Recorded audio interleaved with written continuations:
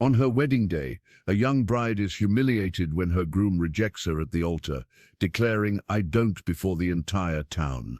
As whispers and laughter ripple through the crowd, an Apache warrior, long an outcast in the settlement, rises and claims her as his own. What begins as an act of defiance soon becomes the start of an unexpected journey as she discovers dignity, strength, and love in the very man her people once scorned. In the dusty frontier town of Cedar Ridge, where proper society draws rigid lines between civilization and wilderness, between acceptable and forbidden, one woman's greatest shame becomes her path to unexpected redemption. When everything she thought she wanted crumbles before her eyes, she must choose between the safety of familiar prejudices and the uncertain promise of genuine acceptance.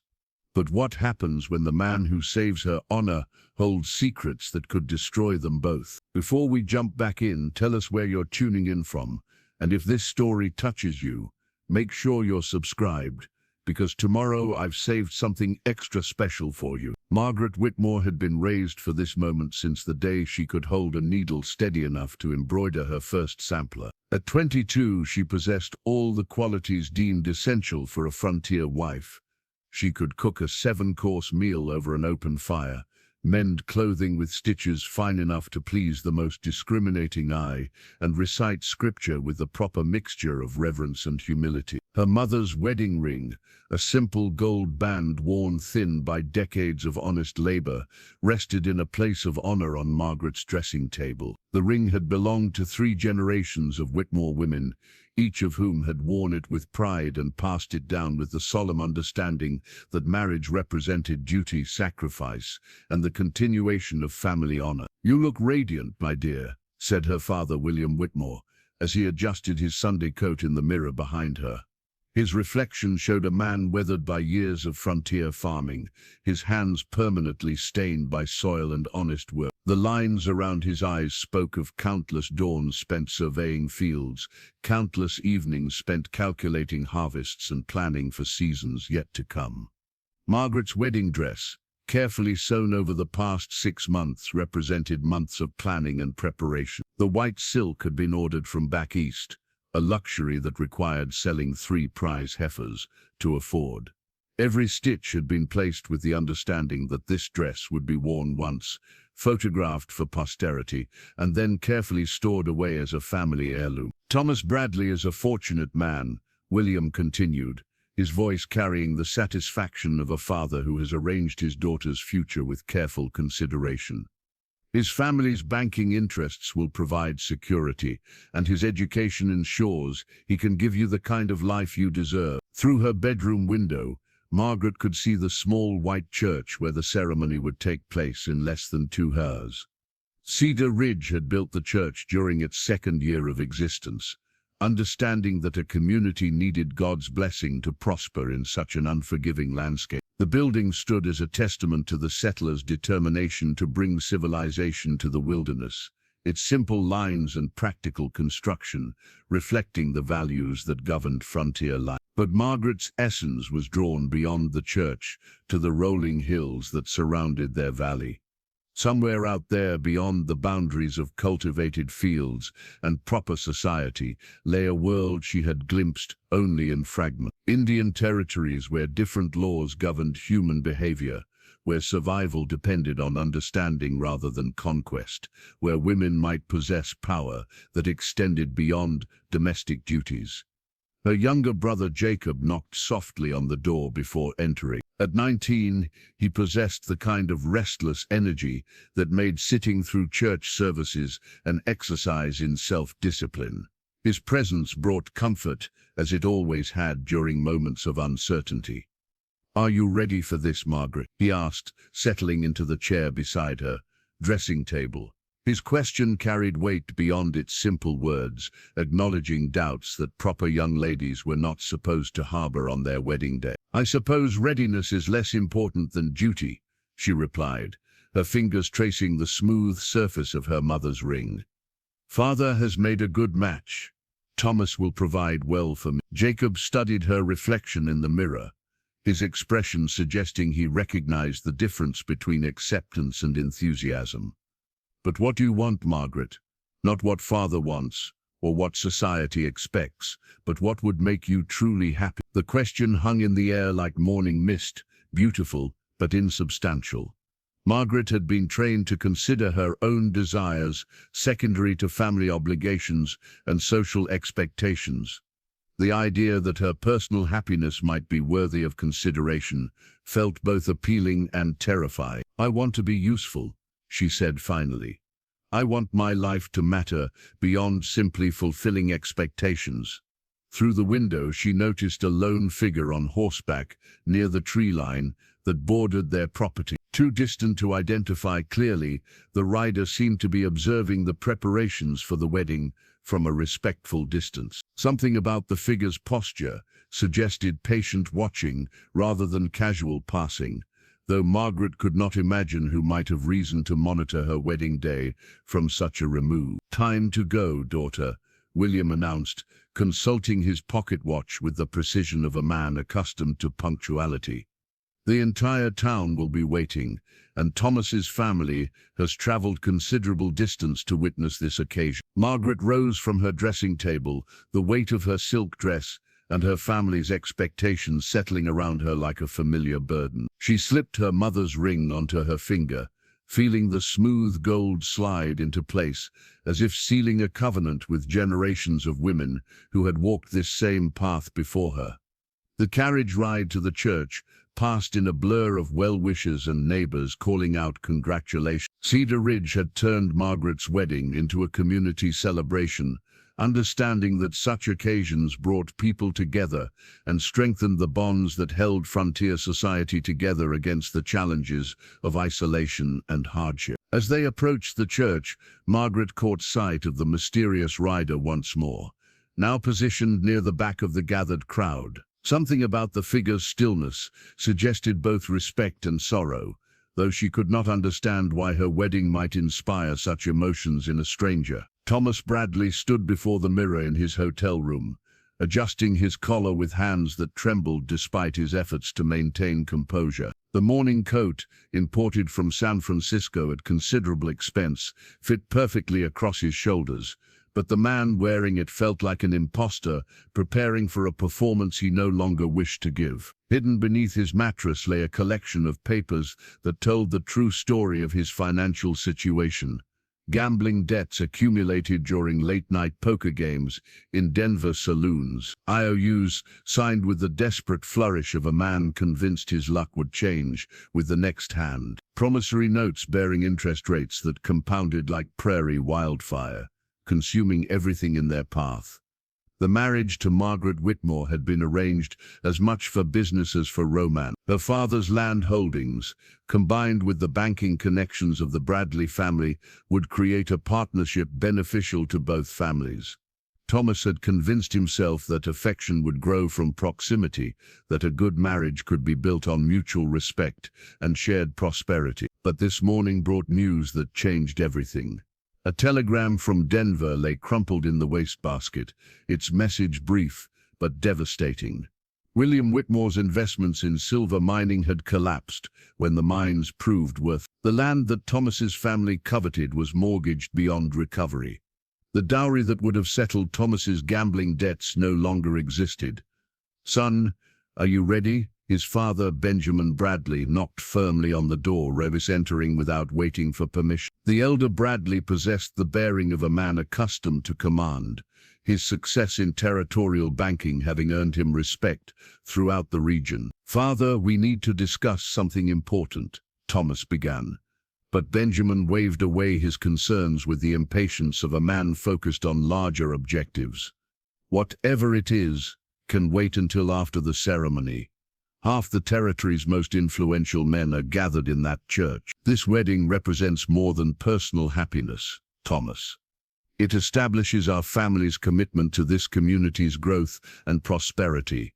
Thomas understood the unspoken calculation. The Bradley name attached to one of Cedar Ridge's founding families through marriage would strengthen their position in territorial politics. His father envisioned a future where their banking interests would expand throughout the region. financing the railroads and mining operations that would transform the frontier into civilization. "But what if the Whitmore land isn't worth what we believe?" Thomas pressed, his voice carrying the desperation of a man watching his carefully constructed future crumble. "Land is always worth something, son, and William Whitmore's reputation for honest dealing makes him the kind of partner we need as we establish ourselves in this territory." Benjamin's confidence reflected the assumptions of successful men who had built fortunes by recognizing opportunity where others saw only risk. He could not conceive that his son's marriage might be founded on miscalculation rather than wisdom. After his father's departure, Thomas retrieved the crumpled telegram and read its contents once more. The silver mines that had consumed William Whitmore's savings contained nothing but worthless rock and broken dreams. The careful farmer who had worked his land with such dedication had been convinced to risk everything on promises of wealth that existed only in the imagination of confidence men. Margaret deserved better than marriage to a man whose primary motivation was financial desperation. She deserved a husband who chose her for her qualities rather than her father's assets. She deserved honesty rather than the careful deception he had practiced throughout their courtship. The walk to the church felt like a condemned man's final journey. Cedar Ridge had decorated the streets with ribbons and flowers, transforming the wedding into a community celebration. Children lined the boardwalks, waving and calling out congratulations. Merchants had closed their shops to attend the ceremony, understanding that such occasions strengthened the social bonds essential for frontier survival. Inside the church, Margaret waited at the altar in a dress that represented months of preparation and considerable expense. Her beauty struck him as if he was seeing her clearly for the first time, not as a solution to his financial problems, but as a woman worthy of genuine devotion. The realization of what he was about to destroy filled him with shame that bordered on panic. The pastor, Reverend Morrison, opened his Bible with the ceremonial gravity appropriate to such occasions. His voice carried the authority of a man accustomed to blessing the milestones that marked frontier life: births, marriages, deaths, and the countless smaller ceremonies that bound communities together. "Dearly beloved, we are gathered here today to witness the union of Thomas Bradley and Margaret Whitmore in holy matrimony." Thomas heard the words as if from a great distance, his attention focused on Margaret's trusting expression and the expectant faces of the congregation. These people had invested their hopes in this ceremony, seeing it as confirmation that their community could sustain the institutions that defined civilized society. When Reverend Morrison reached the crucial moment, his voice rang clear and confident. "Thomas Bradley, do you take Margaret Whitmore to be your lawfully wedded wife, to have and to hold in sickness and in health, for richer or for poorer, as long as you both shall live?" The silence stretched like a held breath. Thomas looked into Margaret's eyes and saw not just trust, but genuine hope for their future together. The weight of his deception felt unbearable. "I don't," he said, his voice carrying clearly through the stunned silence of the congregation. Silent Wolf had learned to move through the white man's world like a shadow, present but unacknowledged, tolerated but never truly accepted. At 28, he carried himself with the dignity of a warrior who had survived losses that would have broken lesser men, his dark eyes holding depth that spoke of wisdom earned through suffering. The broken treaty document, carefully folded and kept in his medicine pouch, served as a constant reminder of promises made and broken.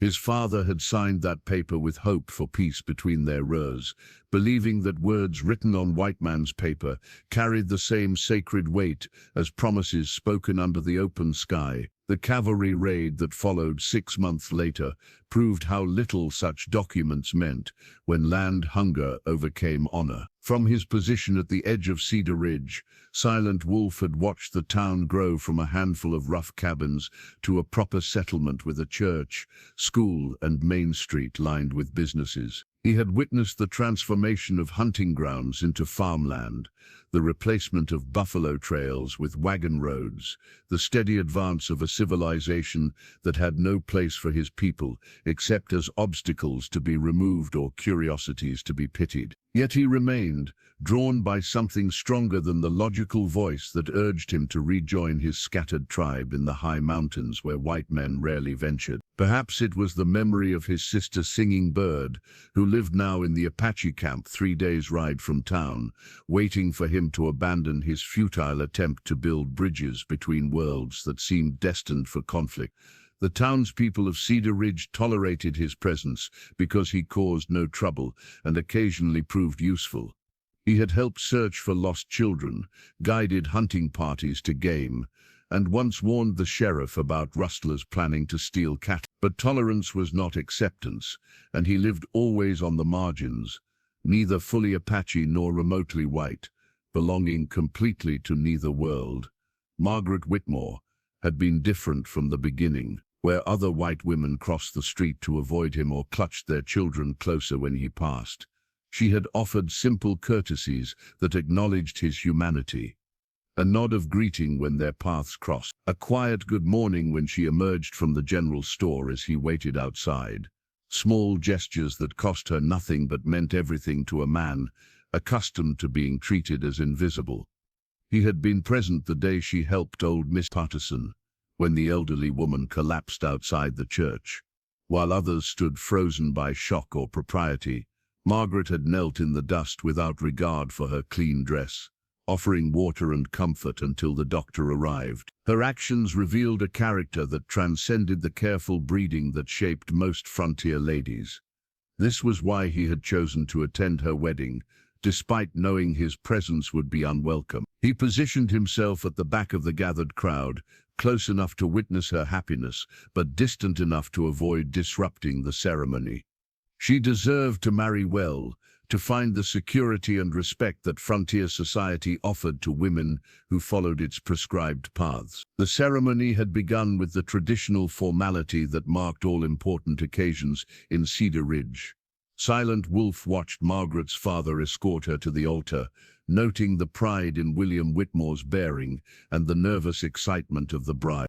Thomas Bradley waited with the confidence of a man who had never questioned his right to claim whatever he desired. When the pastor asked the crucial question, Silent Wolf expected to hear the words that would bind Margaret to a life of respectability and safety. Instead, Thomas Bradley's response struck the assembled document like a physical blow. "I don't."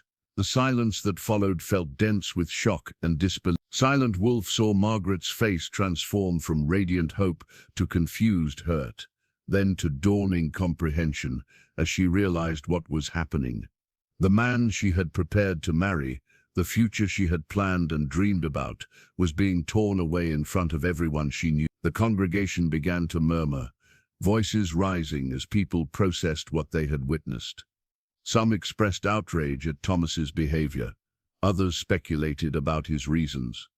A few laughed with the cruel amusement that sometimes accompanies others' misfortune. But all focused their attention on Margaret, who stood frozen at the altar like a statue carved from white marble.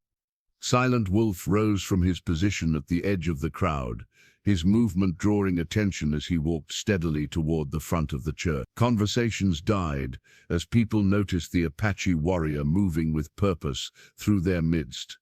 The pastor stepped back instinctively, and Thomas Bradley's face flushed with anger and embarrassment. "She is mine," Silent Wolf said, his voice carrying clearly through the stunned silence. His words were spoken not as a claim of possession but as an offer of protection, a promise that Margaret would not stand alone in her humiliation.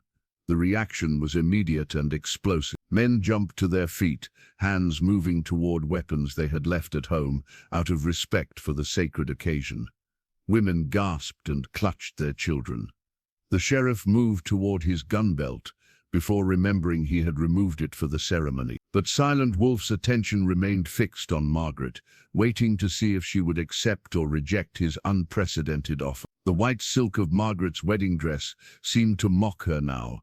its pristine beauty a stark contrast to the darkness that had engulfed what should have been the happiest moment of her life. The fabric, so carefully selected and painstakingly sewn, now felt like a costume for a play that had taken a tragic turn no one had rehearsed.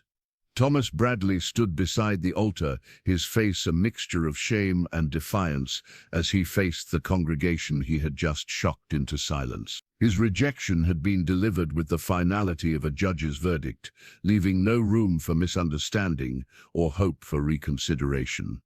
"Thomas, what is the meaning of this?" Reverend Morrison demanded, his voice carrying the authority of a man accustomed to maintaining order during life's most important ceremonies. "You have made promises, signed papers, committed yourself before God and this community." "I cannot marry her," Thomas replied, his voice gaining strength as he found his resolve.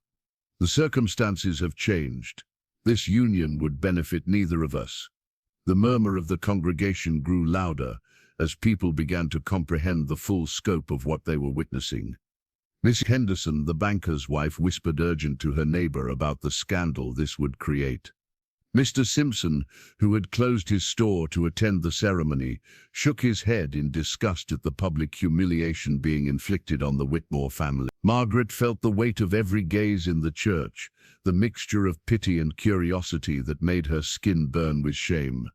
She had been raised to believe that a woman's reputation was her most precious possession, more valuable than any material wealth. In the space of a few moments, that reputation lay in ruins at her feet, like the petals of a crushed flower.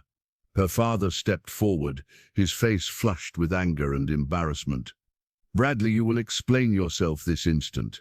Arrangements have been made, contracts signed. You cannot simply walk back from your obligations." "Watch me," Thomas said, turning on his heel and striding toward the church's exit. His departure created a wake of shocked silence, broken only by the rustle of fabric, as people shifted in their seats to track his progress. Benjamin Bradley rose from his seat in the front pew, his face grave with the understanding that his family's reputation was suffering damage that would take years to repair. "I apologize for my son's inexcusable behavior," he announced to the congregation. "The Bradley family will honor any financial obligations resulting from this unfortunate situation." But Margaret understood that no amount of money could restore what had been taken from her. The careful plans, the months of preparation, the dreams of a secure future, all destroyed by a few words spoken in a moment of misguided honesty or cruel cowardice. The laughter began as a low chuckle from somewhere in the back of the church. One person's nervous amusement at the awkwardness of the situation quickly spread as others found release for their tension in shared mirth. The sound grew until it filled the sacred space, transforming Margaret's wedding into a spectacle that would be retold and embellished for years to come. It was in this moment of complete humiliation that Silent Wolf rose from his position at the edge of the crowd. His movement cut through the laughter like a knife, the sight of an Apache warrior walking purposefully through their midst, shocking the congregation into renewed silence. His presence among them had been tolerated during the ceremony out of the frontier custom that allowed even outcasts to witness public celebrations. But his approach to the altar represented something unprecedented, a crossing of boundaries that no one had thought to anticipate. "She is mine," he declared, his voice carrying the absolute certainty of a man who had made an irrevocable decision. The words echoed through the church with the weight of a sacred vow, spoken not before an altar, but with the same gravity as any religious ceremony. The congregation erupted in chaos. Men jumped to their feet, shouting protests and threats. Women screamed and pulled their children closer. The sheriff's hand moved instinctively toward his hip, seeking the weapon he had left at home out of respect for the sacred occasion. "This is an outrage," William Whitmore bellowed, his voice carrying the fury of a father watching his family's honor being destroyed.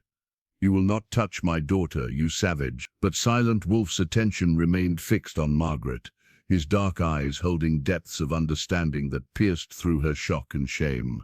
In his gaze she saw not pity but respect, not charity but genuine regard. Where Thomas had seen her as a disappointment, this man saw her as worthy of protection and honor.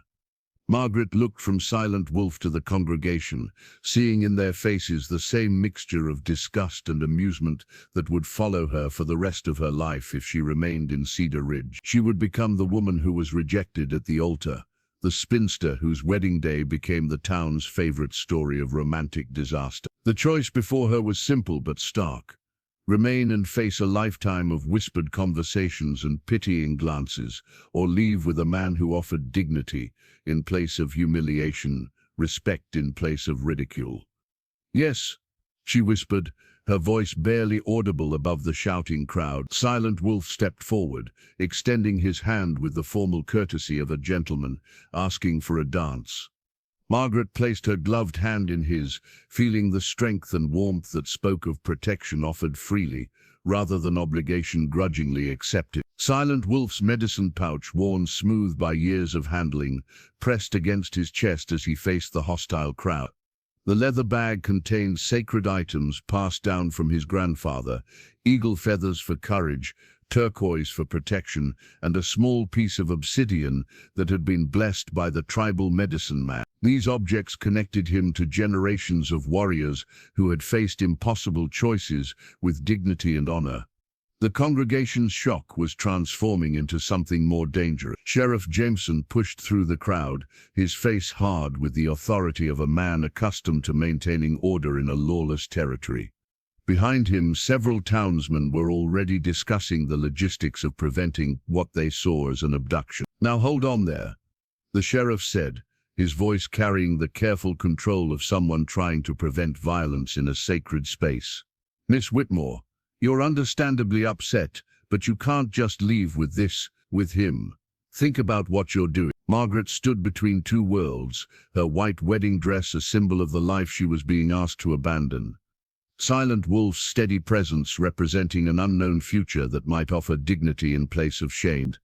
The choice felt impossible, yet she understood that not choosing was itself a decision to accept whatever fate others imposed upon her. "Margaret, come away from him immediately," her father commanded, his voice shaking with rage and disbelief. "You will not disgrace our family further by entertaining this savage's presumptions." The word savage hung in the air like a curse, revealing the depth of prejudice that separated Silent Wolf from any possibility of acceptance in their community. Margaret saw the slight tightening around his eyes, the only sign that the insult had found its mark. Yet he stood unmoved, waiting for her decision with the patience of someone who had learned to endure insults with dignity. "He is not a savage," Margaret said quietly, her voice carrying more clearly than she had intended. "He has shown me more respect in these few moments than I have received from the man who promised to marry me." The truth of her words struck the congregation like a physical blow. Had witnessed Thomas Bradley's cruel abandonment, seen him walk away from promises made before God and community. In contrast, Silent Wolf's offer, however shocking, carried the weight of genuine honor. "You don't know what you're saying," Benjamin Bradley interjected, his banker's instinct for damage control kicking in. "You're overwrought, understandably so, but running off with an Indian is not the answer to my son's inexcusable behavior." Silent Wolf reached into his medicine pouch and withdrew a small object, holding it out for Margaret to see. It was a piece of carved bone, yellowed with age and worn smooth by countless hands. The carving depicted a woman and man standing together beneath a crescent moon, their figures intertwined in a dance of mutual support. "This belonged to my grandmother," he said, his English careful and precise despite the accent that marked him as an outsider. "She gave it to my grandfather when they chose each other against the wishes of both their tribes. She was Navajo, he was Apache. Their families said such a union would bring nothing but sorrow." He paused, allowing the parallel to sink in before continuing. "They were wrong. Their marriage lasted 43 seasons. And their love became a story told around our fires to teach young people that the heart recognizes truth where the mind sees only fear." Margaret understood the significance of his gesture. He was offering not just protection but partnership, not just escape, but the possibility of building something meaningful together. The bone carving represented hope that love could transcend the boundaries that society tried to enforce. "Margaret, if you leave with him, you can never come back," her father said, his voice breaking with emotion. "You will be dead to us, to this community, to everything you have known. Is that what you want?" The question demanded an answer that would shape the rest of her life. Margaret looked around the church at faces she had known since childhood, people who had watched her grow up and expected her to follow the prescribed path of frontier womanhood. She saw in their expressions a mixture of concern and condemnation, love and judgment that would make her life unbearable if she remained. "I want to be able to look at myself in the mirror without shame," she said finally. "I want to be valued for who I am, rather than pitied for what happened to me. I want to choose my own path, rather than have it chosen for me by people who care more about appearances than truth." Silent Wolf extended his hand again, this time with the bone carving resting in his palm. "The choice is yours," he said simply. "I offer protection, respect, and the chance to discover who you might become when you are free to be yourself." Margaret looked at the carving, then at Silent Wolf's face, seeing in his eyes the same steady strength that had drawn her attention during their brief encounters in town. She thought of the deer she sometimes saw at the edge of her father's fields, wild creatures who chose freedom over safety, dignity over comfort. Slowly, she reached out and took the bone carving, feeling its smooth surface warm against her palm. The gesture sealed her decision more effectively than any spoken words. Margaret's white silk gloves, once pristine symbols of her refined upbringing, now bore the stains and tears of hard travel. The delicate fabric, designed for drawing room conversations and church socials, proved woefully inadequate for gripping leather reins and weathering the harsh realities of mountain travel. Each new rip in the silk marked another step away from the genteel world she had known. The horse Silent Wolf had provided was gentle, but unfamiliar, its gait different from the docile mare she had ridden during her carefully supervised excursions around Cedar Ridge. The side saddle felt precarious on steep mountain trails, and more than once she found herself gripping the pommel with desperate intensity as they navigated rocky passages that seemed impossible for any creature larger than a mountain goat. "We must maintain distance from the town," Silent Wolf explained as they climbed higher into the foothills. His own horse moved with the sure-footed confidence of an animal accustomed to difficult terrain, its rider sitting with the relaxed alertness of someone who had learned to read danger in every shadow and sound. Behind them, the sounds of pursuit had faded, as the sheriff's hastily organized posse struggled with horses, better suited to town streets than mountain trails. The townsmen's anger had been genuine, but their practical experience with wilderness tracking proved limited. Silent Wolf's knowledge of hidden paths and secret passages gave them advantages that civilization could not match. The wedding dress, still flowing white against the brown leather of her saddle, attracted attention from every bird and small animal they encountered. Margaret began to understand that her clothing marked her as foreign to this environment, as surely as Silent Wolf's presence had marked him as an outsider in Cedar Ridge. She was learning that survival required adaptation to circumstances, rather than insistence that circumstances adapt to her comfort. "The fabric makes noise," Silent Wolf observed, as they paused to rest the horses beside a small stream. "It speaks to the forest of our passing, tells animals and men alike where we have been and where we might be going." Margaret looked down at her elaborate dress, seeing it now through his eyes. The silk rustled with every movement, the white color stood out like a beacon against the earth tones of the wilderness, and the layers of petticoats created bulk that made movement difficult and riding treacherous. "I have nothing else to wear," she admitted, suddenly aware of how impractical her entire wardrobe was for the life she had chosen. The clothes that had marked her as a lady of quality in Cedar Ridge now branded her as helpless and vulnerable in this harsher environment. Silent Wolf dismounted and approached a stand of oak trees, his movements careful and purposeful. He selected several branches and began stripping bark with a knife that appeared in his hand as if by magic. Margaret watched with fascination as he worked, his actions speaking of knowledge gained through years of living by skill rather than convention. "My sister will have clothes more suitable for your new life," he said as he worked. "But for now, we can quiet your dress." He showed her how to use strips of oak bark to tie back the flowing fabric, reducing both its bulk and the sound it made when she moved. The process required her to abandon concerns about propriety that had governed her behavior since childhood, but she found herself caring more about practical necessity than social convention. As they continued their climb, Margaret began to notice details that had escaped her attention during her sheltered life in town. The way afternoon light filtered through pine needles created patterns that shifted with the breeze. Bird calls carried information about weather and danger, their messages as clear as human speech to someone who understood their language. Even the scent of the air changed with altitude and season, telling stories about the health of the forest and the presence of other living creatures. "You observe well," Silent Wolf noted after she commented on a hawk circling overhead. "Most whites see only what they expect to see, hear only what they have been taught to listen for."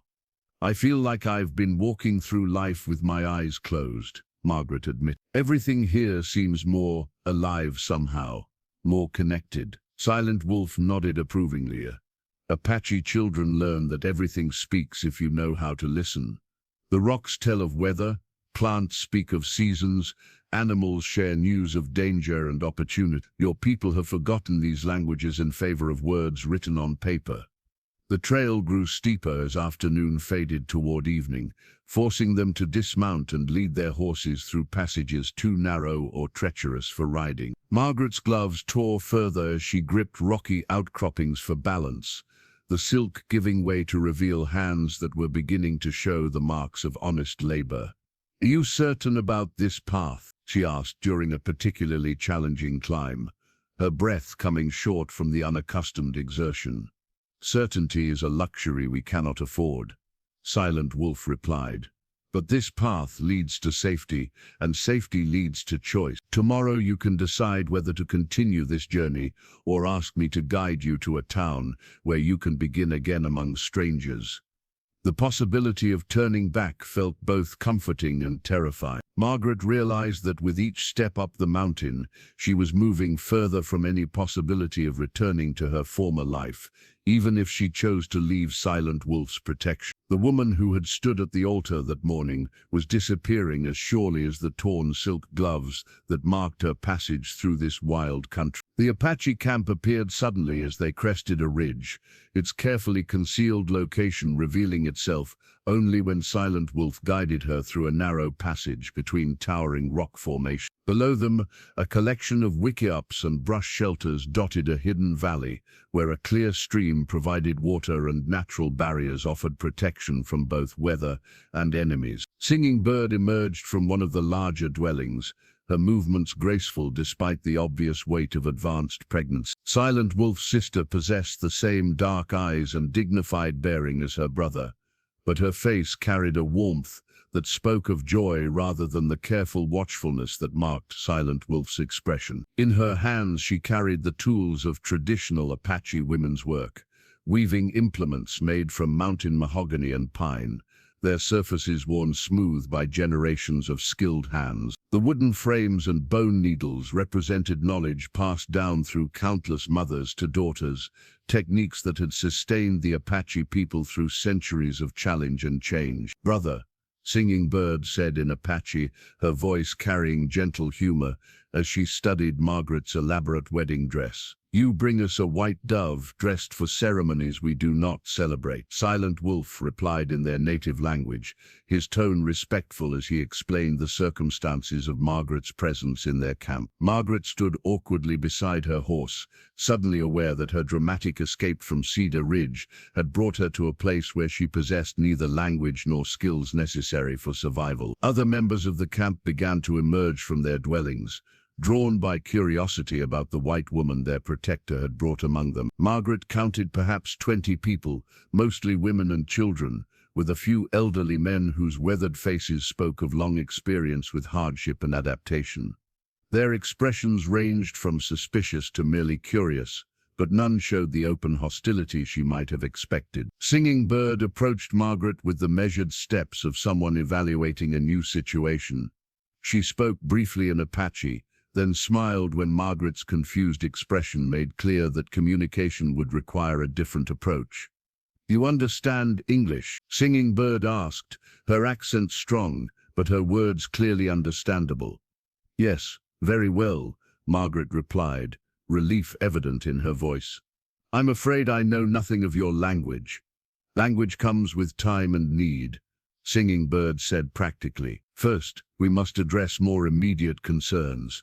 You cannot live in our mountains dressed for white man's church."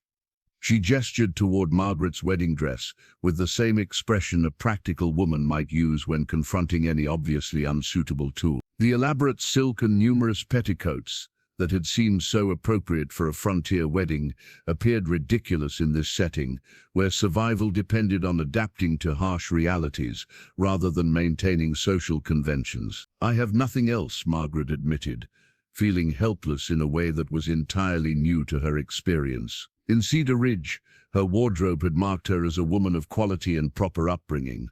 Here it branded her as impractical and unprepared for the demands of daily life. Singing Bird nodded understanding and gestured for Margaret to follow her into the largest wickiup. The dwelling's interior surprised Margaret with its cleanliness and organized. Woven mats covered the floor, and carefully arranged belongings showed that Apache homes, though different from white houses, maintained their own standards of order and comfort. "Sit," Singing Bird commanded gently, gesturing toward a comfortable arrangement of furs and woven cushions. "We will make you suitable clothes, but first you must learn to use proper tools." She retrieved her weaving implements and began demonstrating their use with the patient expertise of someone who had mastered these skills through years of practice. The wooden frames could be adjusted to create different patterns and textures. The bone needles, carved to various sizes, served different functions in the weaving process. Even the preparation of plant fibers required specific knowledge about which materials worked best for different purposes. Apache women learned these skills as children, Singing Bird explained as she worked. "Our mothers begin teaching us when we can hold the tools steady. But you are not a child, and necessity makes learning faster than leisure." Margaret watched with growing appreciation for the complexity of skills she had never imagined. In Cedar Ridge, cloth came from catalogs and traveling merchants. Women bought fabric rather than creating it, purchasing materials produced by distant factories rather than harvesting and preparing their own resources. "May I try?" Margaret asked, extending her hands toward the weaving frame. Singing Bird studied Margaret's soft palms and carefully manicured fingers, seeing hands that had known needle and thread, but never the harder work of processing raw materials into usable textiles. "Your hands will learn," she said diplomatically, "but first they must grow stronger." The lesson continued as afternoon faded toward evening, with Singing Bird patiently correcting Margaret's clumsy attempts to master techniques that required both knowledge and physical conditioning. Other women of the camp joined them periodically, offering advice in Apache that Singing Bird translated when necessary. "They say your fingers move like bird learning to fly," Singing Bird reported after one such consultation. "Eager, but uncertain, needing practice before grace comes." Margaret found herself laughing at the comparison, recognizing its accuracy. Her attempts at weaving resembled the uncertain movements of a fledgling testing unfamiliar skills, enthusiasm, competing with inexperience in ways that produced more frustration than progress. As darkness fell and the camp settled into evening routines, Margaret realized that she had spent an entire afternoon focused on practical learning, rather than dwelling on the dramatic changes that had transformed her life. The simple act of working with her hands, of struggling to master new skills, had provided distraction from the uncertainty that threatened to overwhelm her when she allowed herself to think too deeply about her situation. Silent Wolf's father's war paint, kept in a small clay pot sealed with pine resin, remained untouched since the day of the cavalry raid that destroyed their family. The pigments had been mixed according to ancient traditions: ochre from sacred cliffs, charcoal from lightning-struck trees, and white clay blessed by the medicine man during ceremonies that honored both ancestors and the spirits that protected warriors in battle. 3 weeks had passed since Margaret's arrival at the camp, and she had grown accustomed to the rhythms of Apache life. Her hands, once soft and pale, now bore the calluses and small scars that marked honest work. The elaborate wedding dress had been carefully stored away, replaced by practical leather and woven cloth that allowed freedom of movement and protection from mountain weather. This evening, as autumn's chill sharpened the air and stars appeared with crystalline clarity above their hidden valley, Silent Wolf sat beside the central fire where the elders gathered to share stories and discuss matters affecting their small community. Margaret had been invited to join them, a privilege that marked her growing acceptance among people who had learned to judge character through actions rather than words. "You have not spoken of your family," old Grey Eagle observed, his weathered face reflecting firelight as he studied Silent Wolf, with the penetrating gaze of someone who recognized unhealed wounds. "The white woman knows nothing of why you chose to live between worlds rather than fully embracing either."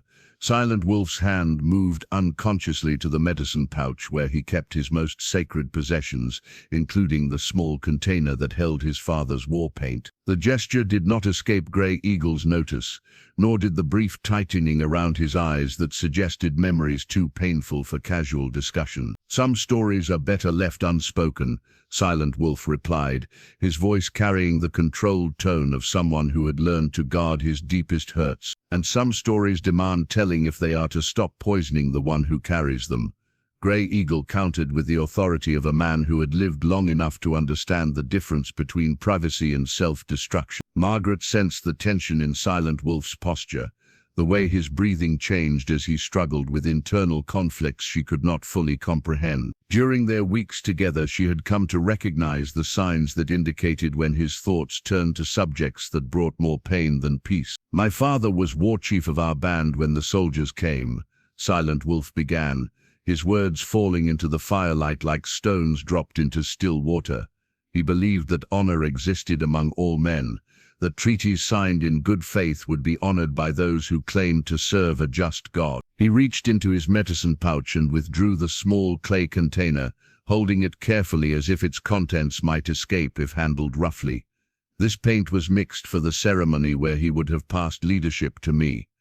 The ritual was to take place at the next full moon." The fire crackled in the silence that followed, its flames casting dancing shadows on faces that understood the weight of interrupted traditions and stolen futures. Margaret had learned enough about Apache customs to recognize the significance of what Silent Wolf was describing, a formal transfer of authority that would have marked his transition from warrior to leader. "The cavalry came 3 days before the ceremony," Silent Wolf continued, his voice growing quieter as memory transported him to events that remained vivid despite the passage of time. "Captain Morrison led them, the same man who had signed the treaty promising our people safe passage to the reservation. He brought 50 soldiers and orders to pacify hostile elements that threatened peaceful settlement." Margaret's breath caught as she recognized the name. Morrison had been Cedar Ridge's first military commander, a man whose reputation for decisive action had made him a local hero among the townspeople who appreciated strong leadership in dealing with Indian problems. "They attacked at dawn, when our warriors were away hunting," Silent Wolf said, his words carrying the flat tone of someone reciting facts too painful for emotional expression. "Women, children, elders, none were spared in the name of protecting civilization from savage threats." The clay container trembled slightly in his hands as he continued. "My mother tried to protect my younger sister. I found them together, still holding each other when the shooting stopped. My father had stayed to defend the camp. The soldiers left his body for the buzzards, but I carried him to sacred ground for proper burial." Grey Eagle nodded approval, understanding the importance of honoring the dead according to traditions that ensured their spirits could find peace. And the war paint, I mixed it myself on the day I buried him, using the same sacred clays and blessed pigments he had prepared for my ceremony. But instead of receiving leadership, I painted his face for the journey to the spirit world. The paint that should have marked my beginning became the symbol of his ending. Margaret felt tears threatening as she began to understand the depth of loss that had shaped Silent Wolf's character. The man who had offered her protection and dignity carried wounds that ran deeper than any physical injury, scars that might never fully heal despite the passage of time. "Why do you keep it?" she asked softly, her voice barely audible above the crackling fire. Silent Wolf looked at her with eyes that held both sorrow and determination. "To remember that honor exists even when justice fails. My father believed in the possibility of peace between our peoples, even though that belief cost him everything. The paint reminds me that his vision was not foolish, only premature." Sheriff Jameson's warrant, stamped with the official seal of Madison County Territory, bore the weight of white man's law as he rode at the head of a 12-man posse toward the mountains, where Silent Wolf was believed to have taken Margaret Whitmore. The document, signed by Judge Harrison in response to William Whitmore's formal complaint, authorized the use of all necessary force to recover an abducted white woman from hostile Indian elements. Thomas Bradley rode near the front of the group, his presence serving as both penance for his wedding day behavior and opportunity to restore his reputation through decisive action. His father had insisted on his participation, understanding that the Bradley family name required visible involvement in any effort to rescue Margaret from what the town unanimously viewed as a savage's criminal act. "She went willingly," Deputy Clark observed, as they paused to rest their horses beside a mountain stream. "Half the congregation saw her take his hand and walk out of that church without so much as a backward glance." "Doesn't matter what she thought she was doing," Jameson replied, his voice carrying the authority of a man accustomed to imposing order on complicated situations. "A white woman can't give legal consent to be carried off by an Indian. The law's clear on that point." The legal reasoning satisfied most of the posse, though a few men harbored private doubts about the wisdom of pursuing Apache warrior into his own territory with insufficient numbers and questionable tracking skills. Silent Wolf's reputation as a survivor had grown over the years he had lived on the margins of their community, and stories of Apache warfare tactics were well known among frontier settlers. "What's our plan when we find them?" asked Bill Morrison, the blacksmith, whose powerful arms made him valuable in any confrontation, but whose tactical experience was limited to bar fights and arguments over horseshoeing prices. "We surround the camp, demand Margaret's release and arrest the Indian for kidnapping," Jameson said with more confidence than he felt. "If they resist, we're authorized to use whatever force proves necessary." The warrant gave them legal justification for their actions, but legal authority meant little in mountain wilderness, where Apache knowledge of terrain and tactics gave significant advantages to defenders. Jameson had requested additional men from the territorial governor, but political considerations and limited resources meant the posse would have to succeed with the volunteers they could muster from Cedar Ridge. "What about the other Indian?" Thomas asked, his voice carrying the nervous edge of a man who had never faced violence more serious than heated arguments over business transactions. "If Silent Wolf has joined up with a larger band, we could be riding into more trouble than we can handle." The question touched on fears that none of the posse members wanted to voice openly. Reports from throughout the territory spoke of increasing Apache resistance to reservation policies and growing hostility toward white settlements. A rescue mission could easily become a massacre if they encountered more warriors than their small force could handle. "We'll assess the situation when we find them," Jameson said, though his answer satisfied no one completely. "The warrant gives us authority to act, but it doesn't require us to commit suicide in the process." As they resumed their climb into higher elevations, the posse struggled with terrain that challenged both horses and riders. The narrow trails and steep grades that provided natural defenses for Apache camps also made pursuit dangerous for men accustomed to flat prairie riding and town streets. "How do we know we're even following the right trail?" Morrison asked, after his horse stumbled on loose rock that nearly sent both mount and rider tumbling down a precipitous slope. Jameson consulted the crude map provided by local hunters who claimed knowledge of Indian hideouts in the high country. The information was second-hand and possibly outdated, but it represented their best hope of locating Silent Wolf's refuge without wandering aimlessly through thousands of square miles of wilderness. Jake Winters says there's a hidden valley about 6 miles up this ridge. Jameson explained, though his confidence in the source was limited. Natural water supply, good defensive positions, close enough to town for occasional supply runs. The description matched what they knew of Apache camp selection, but it also described dozens of locations throughout the mountain region. Finding the specific valley where Silent Wolf had taken Margaret would require either considerable luck or information from sources more reliable than second-hand reports from hunters and trappers. Thomas shifted uncomfortably in his saddle, his guilt over abandoning Margaret at the altar competing with anxiety about the mission's dangers. He had volunteered partly from genuine concern for her welfare and partly from his father's insistence that the Bradley family demonstrate leadership during community crises. "What if she doesn't want to be rescued?" he asked quietly, voicing a possibility that troubled several posse members but which none had been willing to discuss openly. "Then we'll explain her legal obligations and bring her home anyway." Jameson replied firmly, "White women don't get to choose to live with Indians, no matter what they think they want."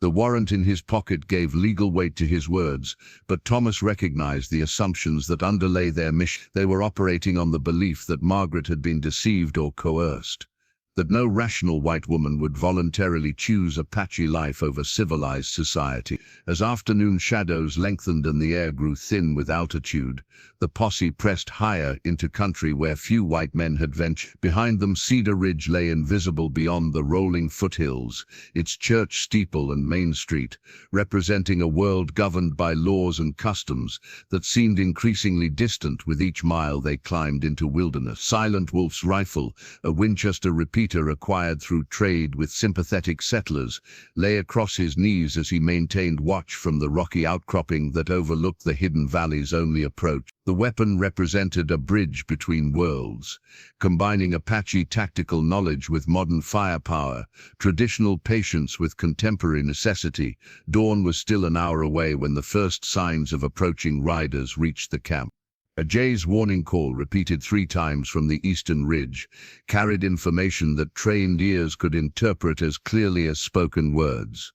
Horses were climbing the main trail, too many for a hunting party, moving with the deliberate purpose that suggested hostile intent. Margaret woke to find Singing Bird shaking her gently, the Apache woman's face grave with the controlled urgency of someone accustomed to dealing with danger. Around them, the camp was already responding to Silent Wolf's quiet signals, children being moved to protected positions, weapons checked and prepared for use.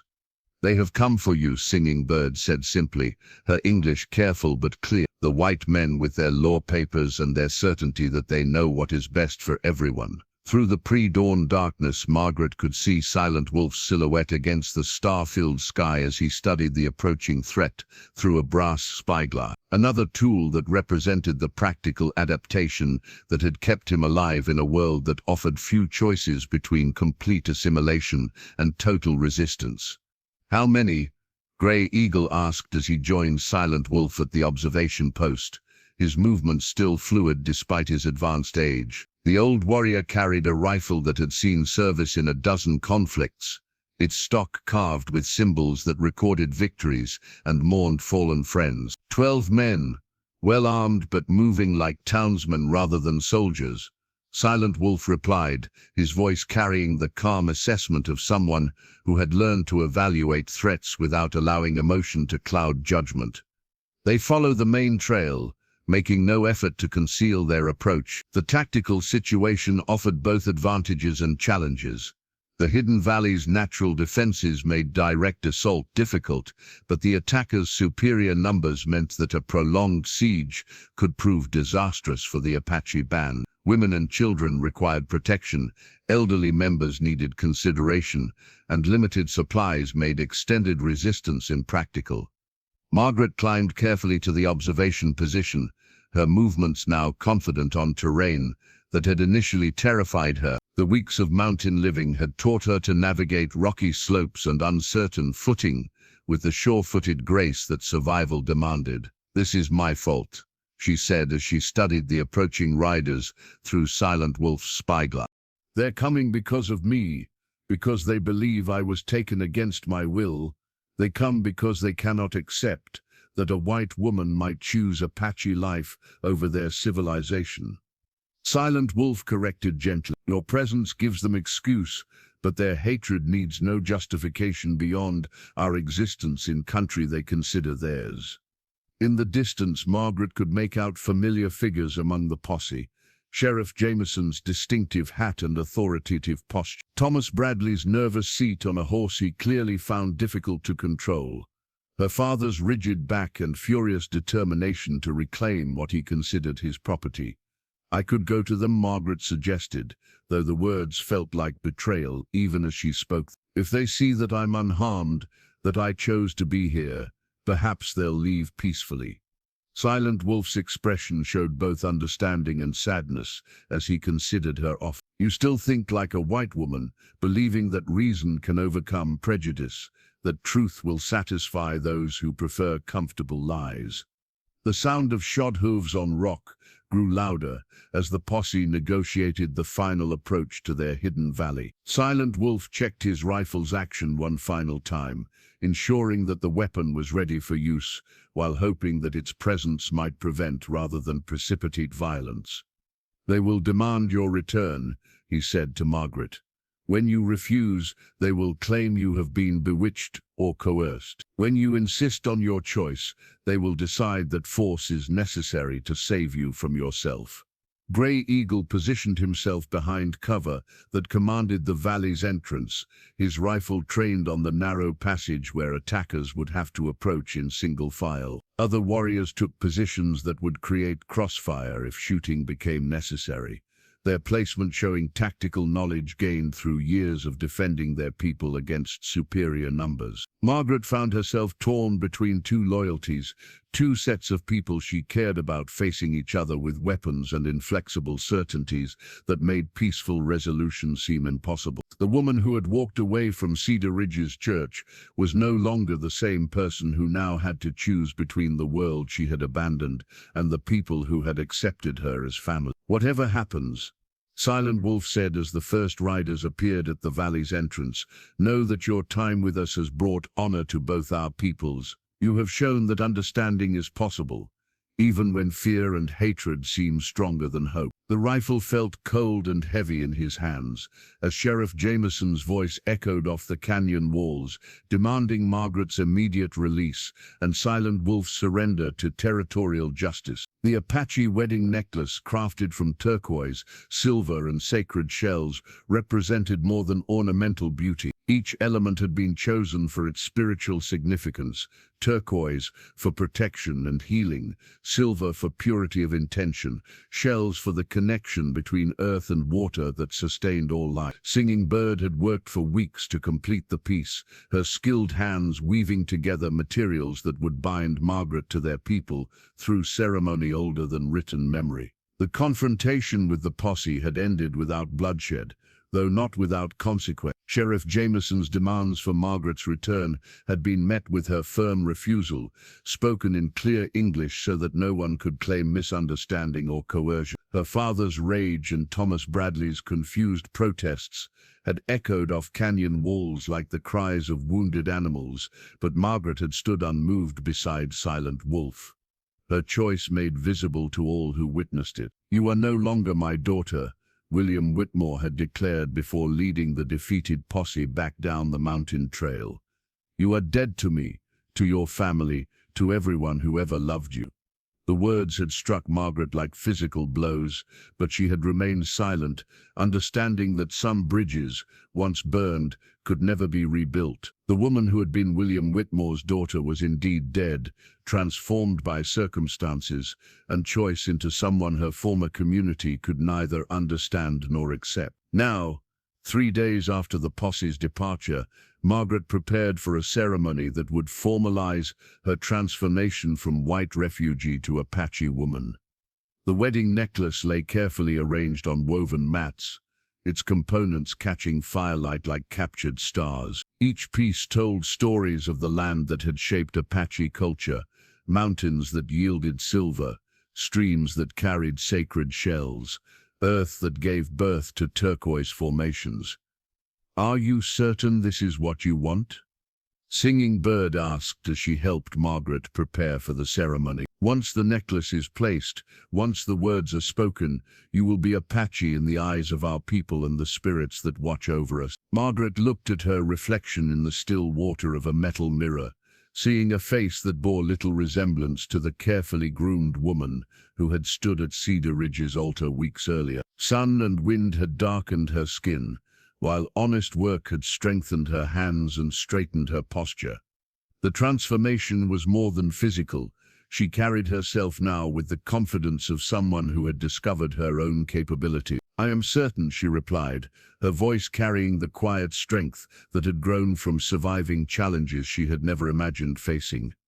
"This feels more like coming home than leaving ever did." The ceremony began at sunset, when the light took on the golden quality that Apache tradition associated with spiritual transformation. Gray Eagle, as the band's eldest member, would perform the ritual that bound Margaret to their people and Silent Wolf to her in marriage that honored both choice and tradition. The entire camp gathered in a circle around the ceremonial fire, their faces reflecting the solemnity of an occasion that marked not just individual commitment, but community acceptance of an outsider who had proven her worth through actions rather than words. Children watched with wide eyes, understanding that they were witnessing history being made. "We gather to welcome a new daughter to our people," Gray Eagle began, his voice carrying the authority of one who spoke for ancestors as well as the living. "She comes to us not through birth, but through choice, not from weakness, but from strength, not seeking what we can give her, but offering what she can contribute to our survival." Silent Wolf stood beside Margaret, wearing traditional clothing decorated with symbols that marked his status as a protector and provider. His presence represented not just personal commitment, but tribal acceptance of responsibility for Margaret's welfare and integration into Apache culture. "Braveheart woman," Gray Eagle said, using the name the elders had chosen to reflect Margaret's courage in leaving her former life. "Do you accept the responsibilities that come with membership in our band? Will you defend our children, honor our traditions, and share our struggles as well as our joys?" "I accept," Margaret replied, her voice clear and steady. The name felt natural, more authentic than the formal Margaret Elizabeth Whitmore that had defined her previous identity. Braveheart woman spoke to who she had become, rather than who she had been born to be. Singing Bird approached with the wedding necklace, its weight substantial in her hands, as she prepared to place it around Margaret's neck. The moment represented the culmination of weeks of preparation, learning, and gradual acceptance by people who had every reason to mistrust whites, but had chosen instead to judge her by her actions. "This necklace has been worn by Apache women for 7 generations, Singing Bird explained as she lifted the piece. Each woman who wore it added her own prayers and hopes to its power. You will carry their strength with you, and one day you will pass it to another woman who needs its protection." As the turquoise and silver settled around her neck, Margaret felt the weight of history and responsibility, but also the comfort of belonging to something larger than herself. The shells caught firelight and threw it back in patterns that seemed to dance with the flames, creating beauty that spoke to both practical and spiritual needs. Silent Wolf stepped forward to complete the ceremony, his hands gentle as he placed them over her. In Apache tradition, marriage creates not just union between two people, but alliance between families, strengthening bonds that help our people survive whatever challenges await us.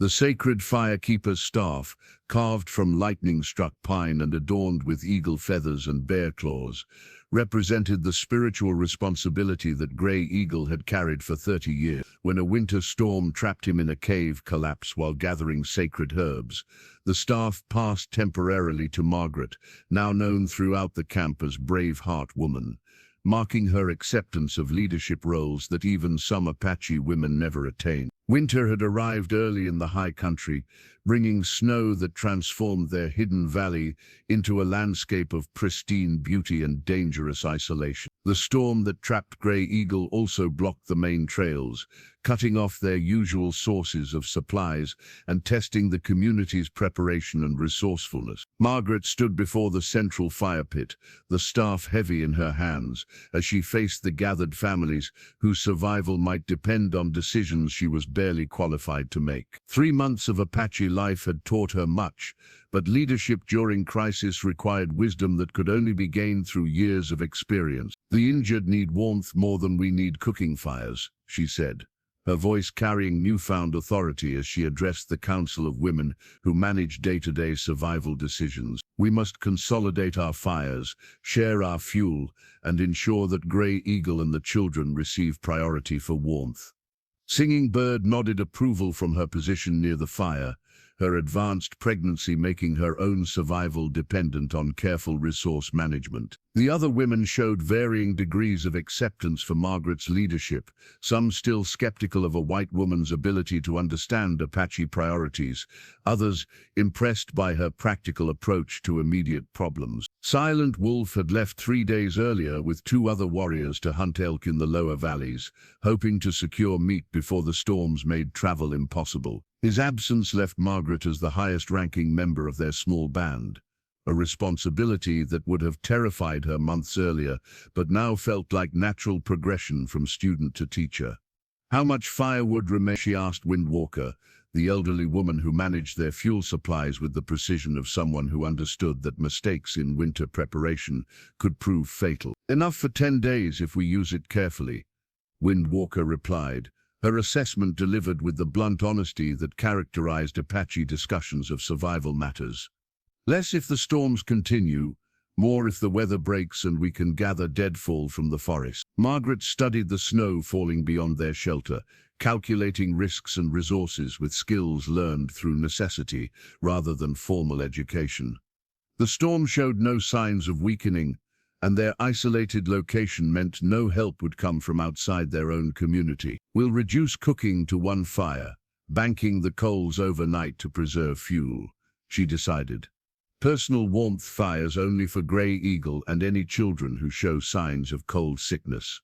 Everyone else shares body warmth and extra clothing." The decisions felt momentous, though they represented common-sense responses to circumstances that demanded practical action over comfortable customs. Margaret had learned that Apache survival depended on flexibility, on adapting quickly to changing conditions, rather than clinging to established routines that might prove inadequate for new challenges. 2 of the younger children, brother and sister aged 7 and 9, had begun showing signs of the lung sickness that could prove fatal in winter conditions. Their mother, Gentle Rain, had exhausted her own remedies and looked to Margaret with the desperate hope of a parent facing a child's illness in isolation from medical help. "Brave heart woman knows white man's medicine," Gentle Rain said, her English careful but clear. "Perhaps she can help where our traditional healing has reached its limits." Margaret felt the weight of expectations that extended far beyond her actual knowledge. Her education had included basic medical training appropriate for frontier women,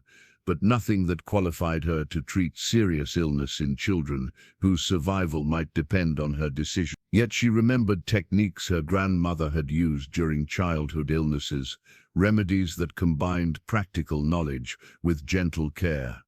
Steam treatments using pine needles and sacred herbs, chest rubs made from bear grease and healing plants. Most importantly, the kind of constant attention that demonstrated to sick children that they were valued and protected. "Bring them to the main fire," Margaret instructed, settling into the role of healer with more confidence than she felt. "We'll create steam to help their breathing and ensure they stay warm through the night." As evening deepened and snow continued to fall, Margaret found herself moving between responsibilities that would have seemed impossible during her previous life. Tending sick children while managing fuel supplies, organizing food distribution while maintaining morale among worried families, making decisions that affected everyone's survival while learning leadership skills through trial and necessity. The sacred staff remained close at hand, its presence serving as both reminder of the trust placed in her and connection to spiritual traditions that governed Apache responses to crisis. Gray Eagle had explained that the firekeeper's responsibility extended beyond maintaining flames to preserving the spiritual warmth that held communities together during times of testing. Late that night, as she checked on the children whose breathing had grown easier with treatment, Margaret realized that her transformation was nearly complete. The frightened woman who had fled Cedar Ridge's church no longer existed, replaced by someone capable of bearing responsibility for other people's lives without faltering under pressure. The federal relocation orders, stamped with the official seal of the Bureau of Indian Affairs and signed by Commissioner Harper himself, arrived with a cavalry escort that made their authority unmistakably clear. The documents, written in the formal language of government bureaucracy, mandated the immediate removal of all Apache bands to the San Carlos Reservation, where they would be protected, educated, prepared for eventual integration into civilized society. Captain Morrison, the same officer who had led the raid that destroyed Silent Wolf's family, now commanded this humanitarian mission with the same conviction that had driven his earlier violent actions. His presence among the federal agents struck Silent Wolf like a physical blow, bringing memories of burning wickiups and scattered bodies that no amount of time could fully heal. "This is not a negotiation," Morrison announced as his detachment of 20 soldiers maintained positions that could quickly become combat formations if resistance developed. "The orders are clear and non-negotiable. All Indians in this territory will be relocated to designated reservations within 30 days. Margaret stood beside Silent Wolf, her presence as his wife giving her unique status in the confrontation. She was simultaneously the white woman whose abduction had originally brought law enforcement attention to their band, and the Apache woman whose marriage gave her legitimate voice in tribal decisions. "These people have committed no crimes," she said, her voice carrying the authority she had learned during her months of leadership responsibility. "They have lived peacefully, bothered no one, and asked nothing from the government except to be left alone." Agent Williams, the Bureau of Indian Affairs representative who accompanied the military force, consulted his leather-bound ledger with the precision of a man accustomed to reducing complex human situations to administrative categories. "Mrs. or I suppose it's Miss Whitmore. Your legal status remains unclear given the irregular nature of your alleged marriage." "My name is Braveheart Woman," Margaret replied firmly. "I am the wife of Silent Wolf and a member of this Apache band. My legal status is whatever the law recognizes for people in legitimate marriages." The assertion created obvious confusion among the federal representatives, who had no precedent for dealing with white women who claimed Apache identity through voluntary adoption rather than capture or coercion. Their bureaucratic training had prepared them for resistant Indians and sympathetic whites, but not for someone who embodied both categories simultaneously. "Regardless of your personal situation," Morrison interjected, his voice carrying the impatience of a military man dealing with civilian complications, "the orders apply to all Indians and their associates. This band will be relocated to San Carlos with the other." Silent Wolf studied the relocation orders, his English sufficient to understand the legal language that transformed their ancient homeland into public domain and their people into wards of the federal government, requiring supervision and guidance. The document represented the final step in a process that had begun with treaties and promises, continued through violence and displacement, and now concluded with bureaucratic efficiency. "What of our sacred site?" Gray Eagle asked, his recovery from winter injuries slow but his voice still carrying the authority of someone who spoke for traditions older than written law. "Our ancestors are buried in these mountains. Our ceremonies require specific locations where spirits dwell." Agent Williams made notes in his ledger, documenting concerns that would be filed and forgotten in Washington offices where policy was made by men who had never seen the territories they administered. "Religious practices will be accommodated within reservation boundaries according to federal guidelines." Native spiritual traditions that conflict with Christian teaching will be discouraged in favor of more appropriate forms of worship. The casual dismissal of Apache spiritual life revealed the depth of cultural misunderstanding that drove government policy. Morrison and his agents saw relocation as humanitarian progress, protecting Indians from themselves while advancing civilization's march across the continent. They could not comprehend that they were demanding the destruction of everything that gave Apache life meaning and purpose. "How long do we have to prepare?" Silent Wolf asked, his tactical mind already calculating the impossibilities of relocating elderly members, pregnant women and children across difficult terrain in late winter conditions.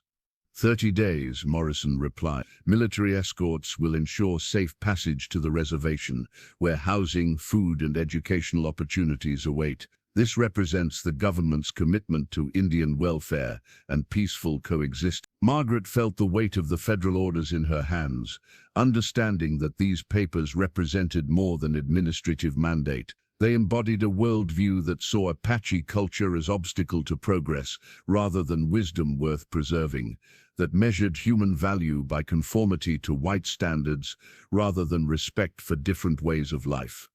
"And if we refuse?" she asked, though she already knew the answer from Morrison's expression and the soldiers' ready postures. "Refusal is not an option," Morrison stated flatly. "The orders will be enforced through whatever means prove necessary. Compliance ensures peaceful relocation. Resistance will be met with appropriate force." The threat hung in the mountain air like gathering storm clouds, promising violence that would accomplish through bloodshed what bureaucracy preferred to achieve through paperwork and official authority. The treaty pipe, carved from sacred red stone and adorned with eagle feathers, blessed by generations of Apache medicine men, represented the last hope for peaceful resolution between two worlds that seemed destined for conflict. Grey Eagle had carried the pipe to countless negotiations, watching its power fade as white men proved increasingly unwilling to honor agreements made in good faith. Silent Wolf held the ancient pipe carefully as he prepared to offer it to Captain Morrison, understanding that this gesture represented more than diplomatic protocol. The pipe embodied Apache beliefs about the sacred nature of spoken promises, the spiritual weight of words given before witnesses who included both human beings and the spirits that governed all life. "Among my people, smoking the treaty pipe creates bonds that cannot be broken without dishonoring oneself before the Creator," Silent Wolf explained as Morrison studied the ornate stem with obvious skepticism. "If you accept this pipe, your words become sacred promises that will be remembered by our children's children." Morrison's expression suggested that he viewed the ceremony as primitive superstition rather than meaningful diplomacy. But Agent Williams intervened with the practical wisdom of someone who understood that appearances often mattered more than substance in government relations. "The captain appreciates the gesture," Williams said carefully, "but perhaps we should focus on practical negotiations rather than ceremonial obligations. The relocation orders allow for some flexibility in timing and implementation if cooperation can be ensured." Margaret stepped forward, recognizing an opportunity to bridge the cultural gap that prevented meaningful communication between the negotiating parties. Her unique position as someone who understood both worlds gave her perspective that neither side possessed alone. "What exactly would cooperation look like?" she asked, her voice carrying the authority that had grown from months of leadership responsibility. "What would my people need to do to earn the flexibility you mentioned?" Williams consulted his documents, searching for bureaucratic language that might offer compromise without contradicting his explicit orders. The federal government wanted compliance rather than resistance, preferring voluntary relocation to military enforcement that created negative publicity and political complications. Assistance in locating other Apache bands for similar relocation, and public statements supporting the government's benevolent intentions toward Indian welfare. Williams replied, reading from notes that reduced human displacement to administrative checklist items. Silent Wolf recognized the demands for what they represented: collaboration in the destruction of Apache freedom in exchange for slightly gentler treatment during their transition to reservation dependence. The offer asked him to become complicit in the same policies that had destroyed his family and scattered his people. "And if we refuse these generous terms?"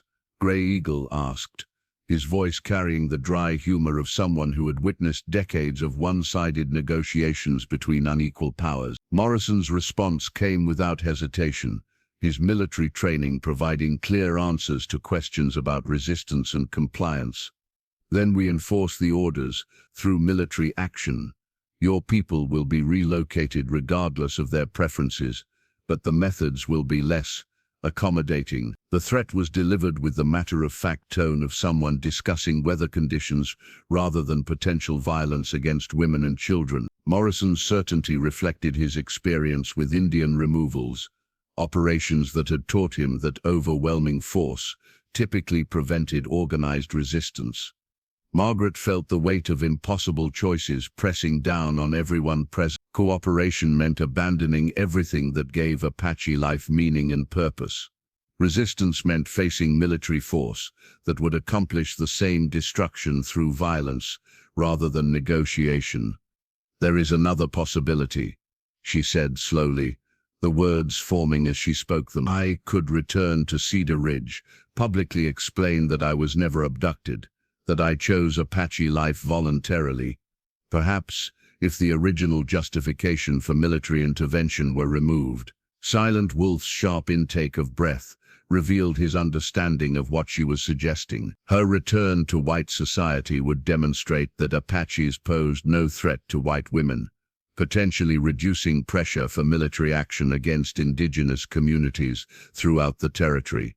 "That would be interesting," Williams admitted, his bureaucratic mind immediately grasping the political advantages of such a resolution.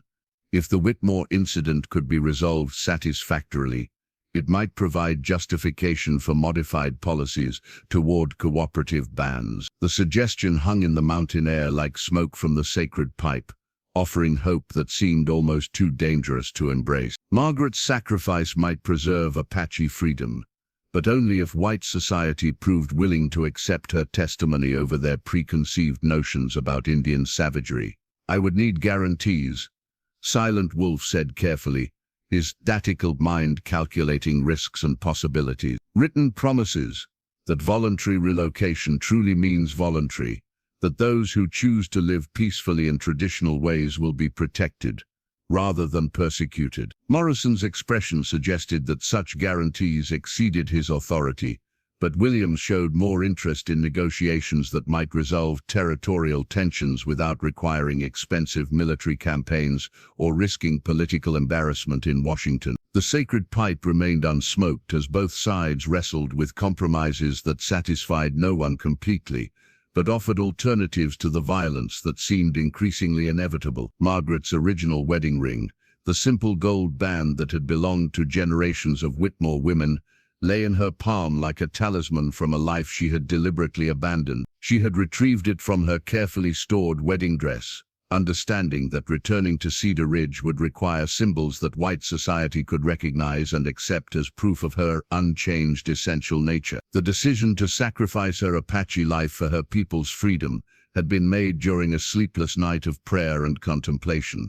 Silent Wolf had not tried to dissuade her, understanding that love sometimes demanded choices that defied personal happiness in service of larger obligation. Their marriage had been brief, but transformative, teaching both of them that some connections transcended cultural boundaries. "You will always be Braveheart woman in our memories," Singing Bird said as she helped Margaret dress in her restored wedding gown, carefully mended and cleaned to erase evidence of mountain living. "No matter what clothes you wear or what name you answer to, you are our sister, our family member who chose to save us when salvation required great personal cost." The transformation felt like death and resurrection combined. Margaret's calloused hands, darkened by sun and wind, disappeared beneath white gloves that concealed months of honest labor. Her hair, grown strong and free, was pinned into the elaborate style that marked respectable white women. The wedding dress, symbol of broken promises and shattered dreams, became costume for a performance that might preserve Apache freedom. Silent Wolf waited outside their wickiup, his expression controlled but his eyes revealing the depth of loss that her departure represented. Their marriage had lasted only months, but it had shown both of them possibilities for partnership that transcended the limitations their separate worlds imposed on love and commitment. "The ring will remind them of who they expect you to be," he said as Margaret slipped the gold band onto her finger, covering the turquoise wedding ring that would remain hidden beneath. "But remember that symbols can be tools of survival as well as surrender." Captain Morrison's expression showed satisfaction as Margaret emerged from the Apache camp, wearing clothes that marked her as a civilized white woman rather than an Indian's wife. His worldview required such transformations to make sense, proving that proper breeding would eventually overcome temporary aberrations caused by traumatic circumstances. "Miss Whitmore," he said formally, his tone carrying the relief of a military officer whose mission had achieved success without requiring violence. "I trust you're prepared to provide testimony that will clarify the circumstances of your time among these people." "I am prepared to tell the truth," Margaret replied carefully, her words chosen to preserve integrity while serving strategic purposes. "I was never abducted or harmed. My presence here resulted from personal choices made during difficult circumstances." The ride down the mountain felt like traveling backward through time, each mile returning her to a world governed by different rules and expectations. The soldiers who escorted her maintained respectful distance, treating her as a rescued victim rather than a willing participant in her own displacement.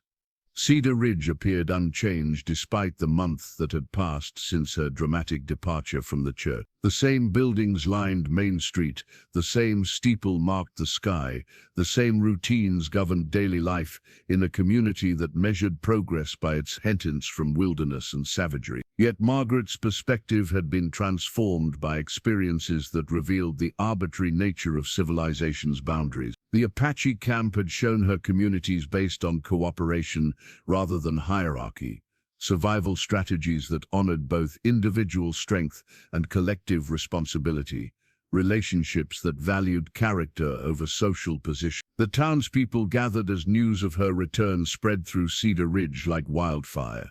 Their expressions ranged from relief to curiosity to suspicion, reflecting uncertainty about how to treat a woman who had voluntarily lived among Indians but now appeared to have returned to respectability. Thomas Bradley waited on the church steps, his presence suggesting that their interrupted wedding might be resumed if circumstances proved favorable. His face showed the complex mixture of guilt and hope that marked someone seeking redemption for past failures through present gestures. "Margaret," he called out as she approached, his voice carrying uncertainty about her reception of his renewed attention. "I want you to know how sorry I am about everything that happened. If you'll give me another chance, I promise things will be different." Margaret studied the man who had rejected her at the altar, recognizing that his offer represented safety and social acceptance in exchange for pretending that her months with the Apache had been aberration rather than revelation. Thomas's proposal offered restoration to the life she had been raised to want, the security that frontier society promised to women who followed prescribed paths. But the gold ring on her finger felt foreign now, a reminder of obligations that belonged to someone she no longer was. Beneath it, the turquoise band pressed against her skin like a secret truth that could not be entirely hidden despite outward conformity to white expectations. "Thank you, Thomas," she said quietly, her voice carrying kindness but not the acceptance he hoped to hear. "But I am not the same woman who stood in that church months ago. Too much has changed for either of us to pretend otherwise." The two-culture cradle board, carefully crafted by Silent Wolf's hands to accommodate both Apache tradition and frontier practicality, represented hope for a future where children might inherit the wisdom of multiple worlds rather than the limitations of cultural isolation. The wooden frame followed traditional Apache design, but incorporated metal reinforcements and fabric cushioning that reflected techniques learned from white craftsmanship. Margaret discovered she was carrying Silent Wolf's child 3 weeks after her return to Cedar Ridge, the pregnancy adding complexity to her already difficult position as a woman caught between two worlds. The baby growing within her would be both Apache and white, inheriting bloodlines that had been at war for generations, but finding life through parents who had chosen love over hatred. Her testimony to Agent Williams and Captain Morrison had achieved its intended purpose. The Apache band in the Hidden Valley received permission to remain on traditional lands in exchange for regular reports to federal authorities and agreement to assist in peaceful negotiations with other tribes. Silent Wolf's tactical wisdom and Margaret's cultural translation had created unprecedented cooperation between groups that typically viewed each other with suspicion and hostility. Yet, Margaret's pregnancy complicated her carefully constructed narrative of temporary aberration and successful rescue. Cedar Ridge's citizens could accept that she had been traumatized by her wedding day humiliation, that she had made poor choices during emotional distress, that exposure to savage influences had temporarily clouded her judgment. They could not easily accommodate the reality of a child that would make her connection to Apache life permanent and visible. "People are talking," her father informed her during one of their stilted conversations, his voice carrying the strain of a man trying to salvage family honor from circumstances beyond his control. "They're wondering about your condition, about what really happened during your time away." Margaret sat in the parlor where she had prepared for her wedding, surrounded by furniture and decorations that felt foreign after months of Apache simplicity. The cradle board rested in her lap, its smooth wood warm beneath her fingers, as she considered responses that might preserve the fragile peace her sacrifice had purchased. "What they're wondering is whether my child will be white enough to count as civilized," she replied, her voice carrying the directness she had learned during her months of Apache life. "Whether mixed blood automatically means savage nature, whether love between different peoples can produce anything but abomination." William Whitmore's expression revealed his struggle between paternal concern and social anxiety. His daughter's return had restored family honor to some degree, but her pregnancy threatened to create new scandals that might prove even more damaging than her original departure. "There are places you could go," he suggested carefully, "distant relatives who might take you in until the situation resolves itself. The child could be raised elsewhere, given opportunities without the burden of its parentage." Margaret understood the suggestion's practical wisdom while rejecting its moral foundation. Hiding her pregnancy and abandoning her child would preserve white society's comfort with clear racial boundaries, but it would also deny her child the chance to serve as bridge between worlds that desperately needed connection rather than continued separation. "I will not abandon my child or pretend it doesn't exist," she said firmly, her hand protective over her still flat stomach. "This baby represents hope for understanding between our peoples, proof that love can overcome the barriers that politics and prejudice have created." The conversation was interrupted by a knock at the front door, followed by voices that suggested visitors of some importance. Margaret recognized Agent Williams's bureaucratic tone, but the second voice belonged to someone unexpected, Tom Bradley, the territorial representative whose influence could shape policy throughout the region. "Miss Whitmore," Bradley said as he entered the parlor, his manner formal but respectful. "Agent Williams has been telling me about your unique experiences and the insights you've gained into Apache culture. We're hoping you might be willing to assist with some delicate negotiation." Margaret studied the two men, recognizing opportunity disguised as request. Her pregnancy had complicated her personal situation, but her knowledge of both cultures made her valuable to authorities struggling with territorial tensions that threatened to explode into costly warfare. "What kind of assistance?" she asked, understanding that her answer might determine not only her own future, but the welfare of Apache people throughout the territory. Williams consulted his leather portfolio, withdrawing documents that outlined proposals for peaceful coexistence based on the successful resolution of the situation with Silent Wolf's band. "We are hoping to establish a model for cooperation, using your experience to help design policies that honor both Indian rights and white settlement needs." The opportunity offered purpose that extended beyond personal survival, chance to transform her unusual position into service that might benefit both people. Margaret looked down at the cradle board in her lap, imagining the child who would someday rest there, inheriting a world shaped by choices made during these crucial moments. "I'll help," she said, "but on condition that any policies we develop respect Apache wisdom as well as white law, that we're building bridges rather than simply finding gentler ways to destroy what we don't understand. The family portrait, painted 3 years after the dramatic events that transformed Cedar Ridge from a settlement divided by fear into a community enriched by understanding, captured an image that would have been impossible to imagine on Margaret's wedding day. She sat between Silent Wolf and their daughter, Morning Star, while 2 additional children played at their feet, one adopted Apache orphan and 1 child born to the growing number of mixed marriages that followed their example. Morning Star wore a dress that combined Apache beadwork with frontier practicality, her mixed heritage visible in features that reflected both parents, but belonged uniquely to a generation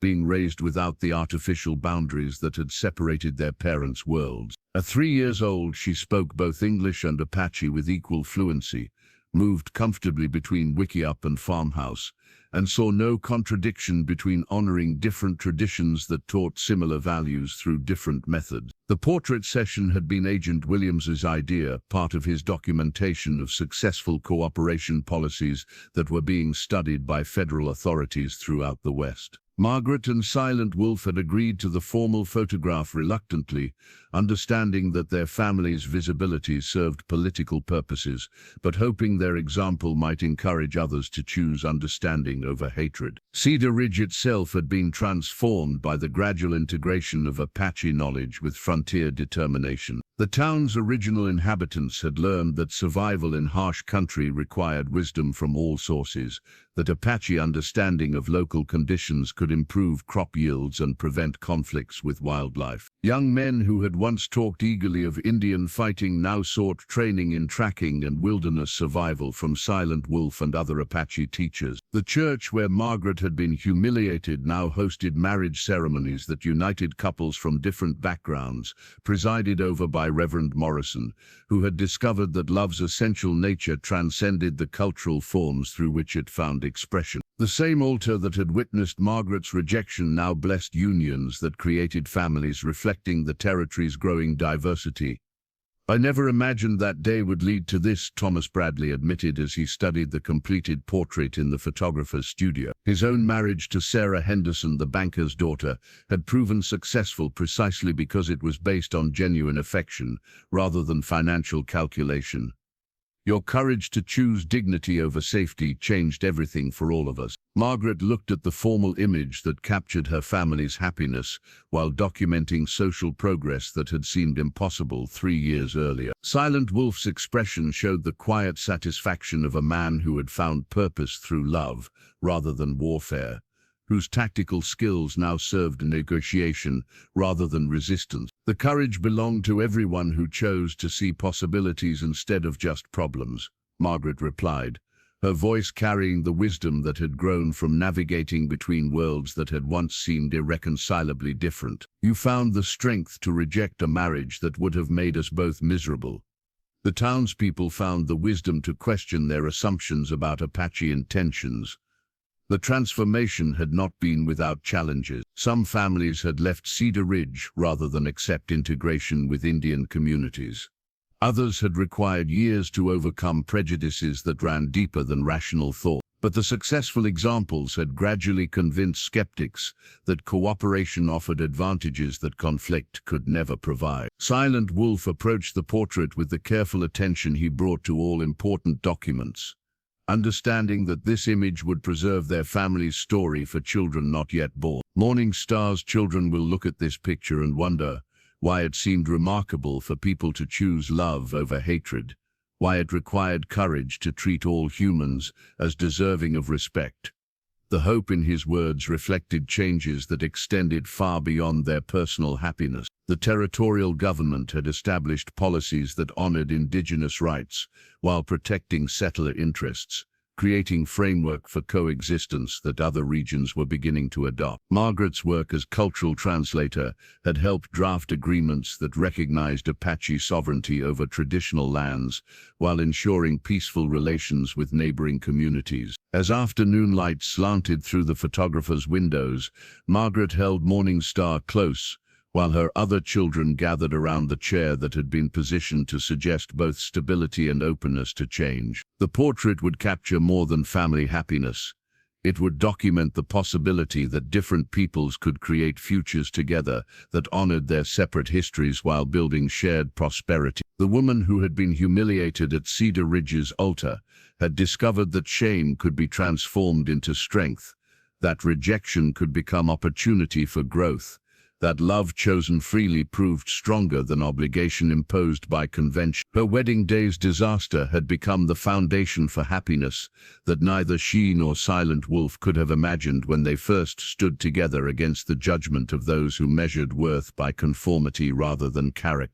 Years later, Morning Star would inherit both her mother's wedding ring and her father's medicine pouch, carrying forward traditions that had learned to strengthen each other rather than compete for dominance. The portrait would remind her that love's greatest triumph came not from conquering difference, but from celebrating the beauty that emerged when different strengths united in common purpose.